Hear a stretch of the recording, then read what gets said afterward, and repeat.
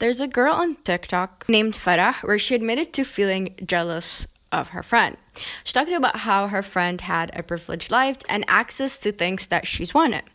And she felt jealous of that. She recognized that it was jealousy that she was experiencing and did not allow that to be an excuse for her to treat her friend any differently. However, that caused her to realize that she needed to work on herself as a person and decided that she wanted to make a TikTok about how she felt the ugly emotion of jealousy and her story regarding that. Except that was received very badly. Everyone apparently has never been jealous ever a day in their life. And suddenly, jealousy is not a normal emotion. And everyone who has ever felt a bad emotion in their lives is the worst person to ever exist. Is jealousy a normal human emotion? Or are we all horrible for experiencing a negative emotion? What's with the internet obsession with moral superiority? Before we get into that, welcome back to the Money.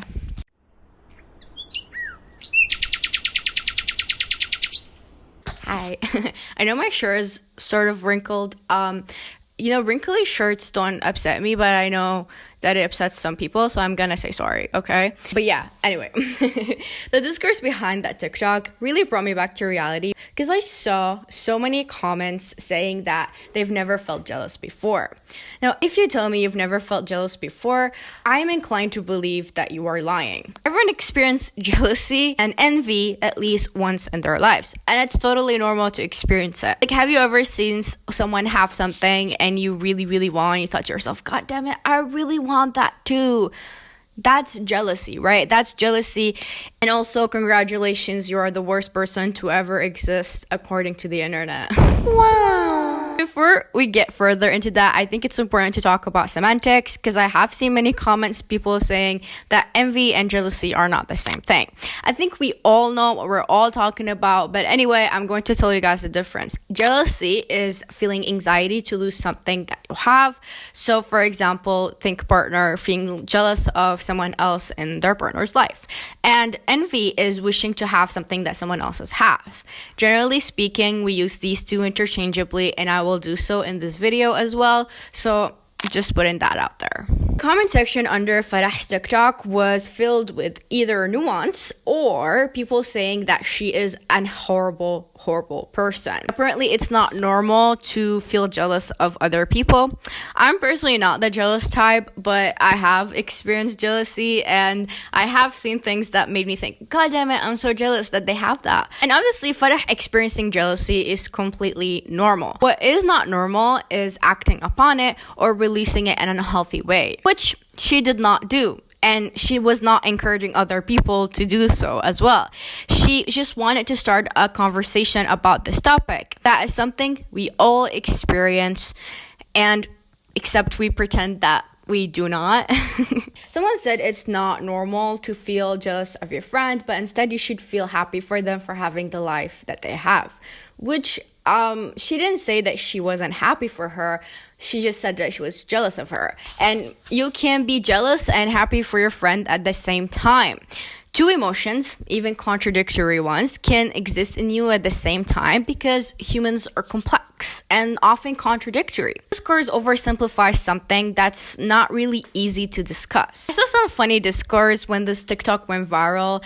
The most ridiculous one was when someone said that jealousy is not normal because jealous people kill. That is a generalization. Anger, which is an emotion we all experience. And if you tell me you've never experienced anger, again, I'm inclined to not believe you. But it's a human emotion. We all experience anger. We all feel angry. Sometimes people kill because of anger. That doesn't mean that anyone, that is the entirety of human race, that experiences anger is a killer. What matters is how you release that anger. If you do so in a violent way, then it's bad. But It's not inherently bad to experience anger. You can replace anger with any ugly emotion and you would have the same outcome. It is not inherently bad to experience any emotion. What matters is how you choose to go about that emotion. Farah did not release that emotion in a negative way. She did not do anything wrong. But this issue is not reserved to just the discourse about jealousy. This is an internet-wide trend in which people claim moral superiority. Suddenly, no one has ever experienced or done anything that is bad. Looking at the state of the world, scratch that, looking at the state of the internet alone, I kind of find that hard to believe. That's why you kind of observe a constant disconnect between people's actions and people's identity and words. In fact, according to an article by The Guardian, 98% of people see themselves as nicer than 50% of people, meaning vast majority of us see ourselves as morally better than half of the population. People online berate moral superiority as if they've never done anything wrong. The truth is, we all have done bad things. It's part of being humans. Humans are inherently flawed. We do things that we may not feel happy about or proud about, but most times than not, that doesn't take away from who we are as people. At least we can come to that conclusion when we are the ones committing the bad behavior. Because when we do something that's bad, we do some self-reflection and realize what we've done wrong. We feel ashamed. We strive to do better. And hence, we do not attach those bad traits onto ourselves. But when it's other people doing it, we cannot do the same because we cannot see that internal process. So we assume that maybe it's not happening. This was put very beautifully in a Substack article by Hannah Glenn titled "Moral Superiority Will Make You a Bad Person." She said, "We tend to judge ourselves on our intentions and others on their action. We can give ourselves the benefit of the doubt because we know our own justification, our own context, and thought patterns. But intentions are often unclear in others, especially online.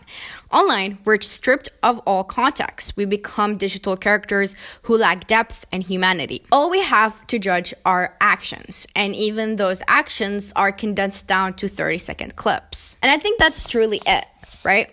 For when we do bad things, we can see the context and so nuance can exist.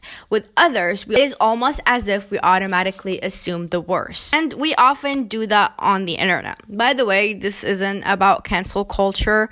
If someone did something that's bad, especially if they're an influential person, it is very important to call them out. But this is rather about more normal everyday interactions on the internet. Someone can do like a tiny little mistake and then suddenly everybody is treated like a criminal. And suddenly we don't experience any negative emotion. Do not associate that part of ourselves as part of our identity. In my previous video, I was talking about how personality types and signs can actually hinder you rather than help. And I talked about an article where there was a scientist that was talking about how they're kind of bad because it tends to focus only on the positive parts of our personalities. We do not want to be reminded of the complexities of who we are as people. We focus only on our positive traits rather than on our negative ones. So your personality is only you in a good emotional state, not in a bad one. There is a disconnect between who we are as people and who we wish to identify with. I think that's why we feign moral superiority, because we're often disconnected from our bad behavior and we only see the good behavior as us. So when you see others commit mistakes, you cannot see yourself in them because you do not associate yourself with the bad parts of your personality. So you tend to be harder on them. Another reason why I believe people pretend to be morally superior is because of binary thinking. I hate binary thinking, and it's so prevalent. You don't know what it is. In a nutshell, it is basically thinking everything is either good or bad, black or white, this or that, okay? This type of thinking, it tends to ignore the complexities of issues and focuses on the overall rather than on the different variables and degrees of good and bad that can exist within a situation. Everyone who believes in binary thinking thinks that they're good and have certain traits that they associate as good. When they see others do things that they would not do, they assume immediately that the other person is bad. By the way, this is not about murder or crimes, okay? I'm not talking about that. As Hannah said in her Substack article, it is a simplified way of seeing the world, to see people as inherently bad or good. It's unsettling to acknowledge that someone could do something with good intentions and maybe be led astray or end up doing something wrong.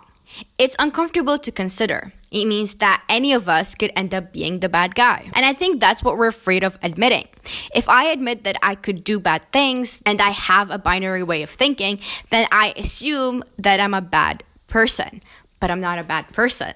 So, do you see the dilemma here? And the truth is, humans are both good and bad. Generalization becomes the main issue and problem here. Humans are far too complex to be classified that easily. Situations are far too complex to be classified that easily. So coming to terms with that, no one is morally superior and that we all make mistakes is the way to go. Many books have actually been written about this specific issue. One of them, which I actually read recently, which is why I kind of clocked it, is Sula by Toni Morrison. I think Toni Morrison is the queen of allowing you to see the word differently and apply nuance. So highly recommend her work. In her book, she played around with that exact idea. Those we assume are bad people can do good things, and those who we assume are good people can do bad things.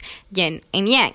You cannot generalize based on anything. Everyone is capable of doing both good and bad behavior. I think this moral superiority is often used on people of color and marginalized communities, where they take a single bad trait and they generalize it on the entire community as if everyone is monolith. It's sort of the same thing, but think more general. But moral superiority is bad for everybody involved. It's bad for people like Farah, for example, who get alienated and get treated like villains. Also closes the door on very important conversations to be had on very complex issues as the such, and having to deal with them in a healthy manner, because we will experience those feelings, right? That they're natural. Having others teach us how to deal with them in a healthy way can actually make us better people. Another major thing, people tend to lose their ability to be ethical.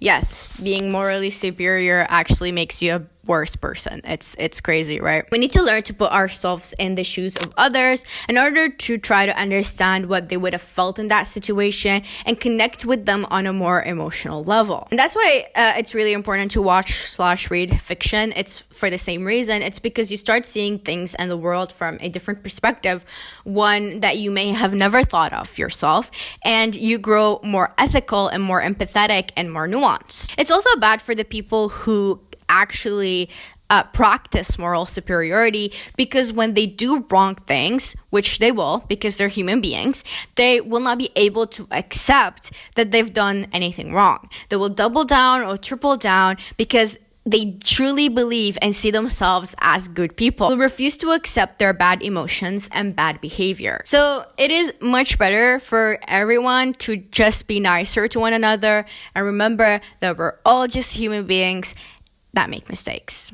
Yeah, so that is all for me today. This, I feel like, is a long and hard topic to put into words, but I tried my best. What do you guys think? Do you guys think that the internet has a moral superiority issue like I do, or do you think that maybe this is for the best? I personally think it's really hard to be on the internet and see a complete and utter lack of nuance, a complete and utter alienation and targeting to specific people and specific emotions that are inherently normal. Like, it is inherently normal to feel jealous. It's as long as you don't act badly on it, it's completely okay. I just wish that people can approach people and complex issues with more nuance and have more important conversations about them, rather than assume sort of moral superior position and be like, everybody sucks and I know better than everyone in planet Earth,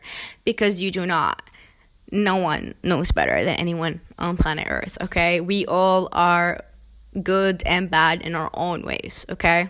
Again, this is not about criminals, okay? I will probably see someone say that it's not about criminals, okay? Anyway, I will see you all in the next video. I'm gonna go now, so bye-bye. Oh, and could you please like and subscribe? That really helps. It really helps me. Bye-bye.